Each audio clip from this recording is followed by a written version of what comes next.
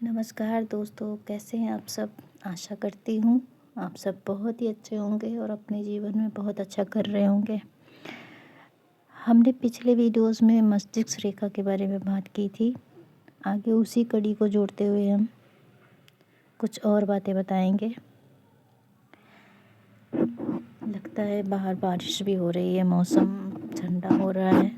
चलिए जानते हैं हम लोग मस्तिष्क रेखा के बारे में और भी कुछ गूढ़ जानकारियाँ।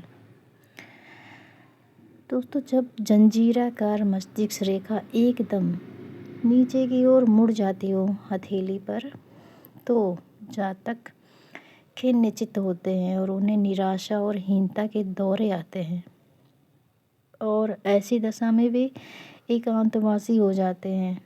उनके आत्महत्या करने का भय होता है, मतलब उन्हें यह भय सताता रहता है कि वो कहीं खुद ही आत्महत्या न कर लें। मस्तिष्क रेखा पर दीपों के प्रभाव का विचार करते समय यह भी देखना आवश्यक है कि वे दीप किस उंगली के नीचे पड़ते हैं। यदि दीप रेखा के आरंभ पर प्रथम उंगली या बृहस्पति क्षेत्र के नीचे हो तो यह प्रकट होता है कि जातक अपने जीवन में आरंभिक भाग में मानसिक और बौद्धिक निर्बलता का शिकार रहा होगा। उसमें इच्छा शक्ति और महत्वाकांक्षा की बहुत कमी रही होगी। यदि दीप चिन्ह दूसरी उंगली या शनि क्षेत्र के नीचे हो तो जातक सिर दर्द, उदासीनता, चिंता में डूबा हुआ रहता होगा।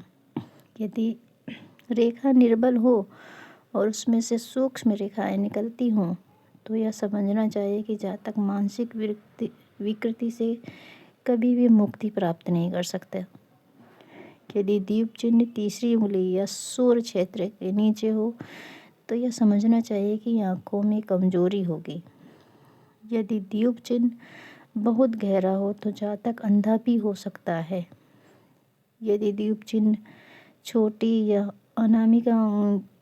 या बुध उंगली के पास हो तो यह समझना चाहिए कि वृद्धावस्था में जातक मस्तिष्क की निर्बलता और चिंता का शिकार होगा। यदि दीप चिन्ह बहुत गहरा हो तो अधिक मानसिक परिश्रम या चिंता करने से जातक पागल भी हो सकता है। मानसिक रेखा या मस्तिष्क रेखा पर दीप चिन्हों की स्थिति से यह भी जाना जा सकता है कि उनका कुप्रभाव जातक को किस अवस्था में अनुभव होगा। पहली उंगली के नीचे दीप चिन्ह का कुप्रभाव 12 वर्ष की अवस्था तक रहता है। अगर दूसरी उंगली के नीचे है दीप चिन्ह तो 42 वर्ष तक रहेगा और अगर तीसरी उंगली के नीचे है तो 49 से 65 वर्ष की अवस्था और चौथी उंगली के नीचे दीप चिन्ह का प्रभाव 90 वर्ष की अवस्था से जीवन के अंत तक रहता है। मस्तिष्क रेखा प्रायः अपने मार्ग में अनेक प्रकार के परिवर्तन करती है और उसमें से रेखाएं निकलकर ऊपर या नीचे की ओर जाती हैं। एक बहुत ही हस्तरेखा विशेषज्ञ रहे हैं कीरो, उन्होंने कहा था कि यदि ऐसे योग हों हाथ में देखा गया हो तो आयु के इस भाग में जातक पहले से अधिक धनवान हो गया हो और उससे कलात्मक रुचियां जागृत हो उठी। इस बात को और भी निश्चित रूप से कहा जा सकेगा यदि उसी आयु के भाग में सूर्य रेखा भी स्पष्ट रूप से अंकित दिखाई दे या सहसा प्रकट हो जाए।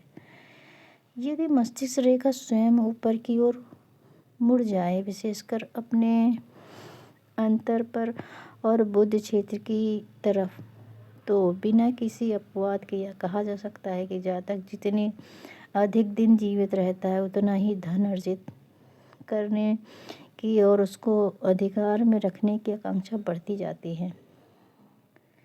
यदि मस्तिष्क रेखा अपने स्वाभाविक स्थान को छोड़ दे और इस तरह उठ जाए जैसे वह हृदय रेखा हो तो जातक में किसी विशेष आकांक्षा को पूर्ण करने की पूर्ण दृढ़ता आ जाएगी।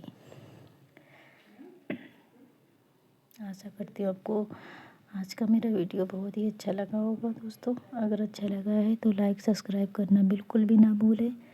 अपने नेक्स्ट वीडियो में मैं मस्तिष्क रेखा के बारे में कुछ और जानकारी लेकर आपके सामने उपस्थित होंगी। आज के लिए बस इतना ही। अपना ख्याल रखिए। Bye bye.